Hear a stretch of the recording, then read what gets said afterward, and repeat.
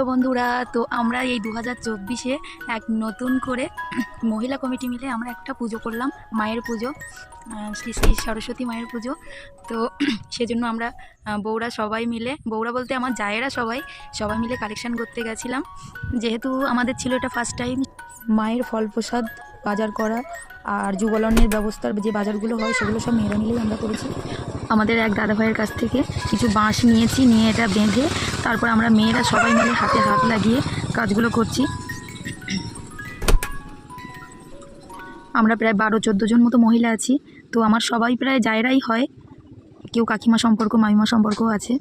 তো সবাই মিলে আমরা এটা করবো তো ভেবেছি। এটা আমরা কিছু যুগলনের ব্যবস্থা করেছিলাম, তার জন্য জায়গাটা পরিষ্কার করেছি, আমরাই নিজের হাতে উনুনটা তৈরি করেছি।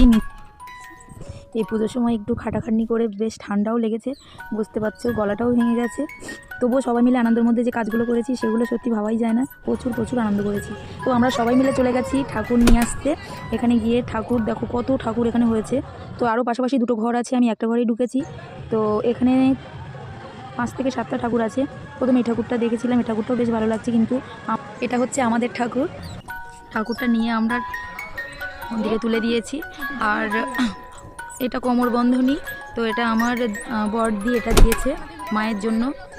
তো এটা ভালোভাবে দুজন মিলে, আমি আর আমার বড়দিদি, এটা দুজন মিলে পরিয়ে দিলাম মাকে।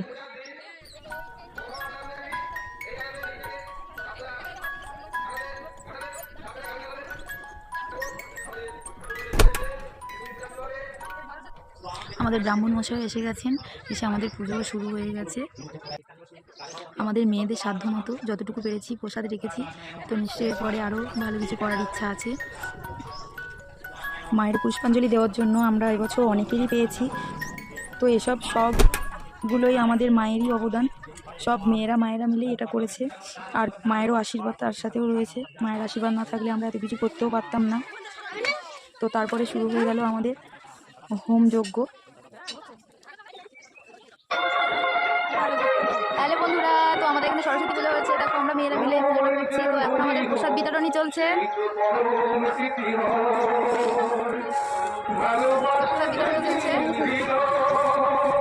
এই যে আমার সুইট দিদি, একটা আমার সুইট দিদি, আমি আর এই হচ্ছে আমার এক দেবর।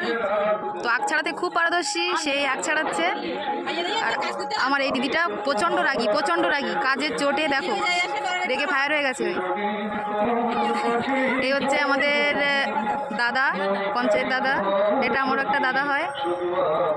তো আমরা সব শেষে চলে এলাম যুগলনের দিকে।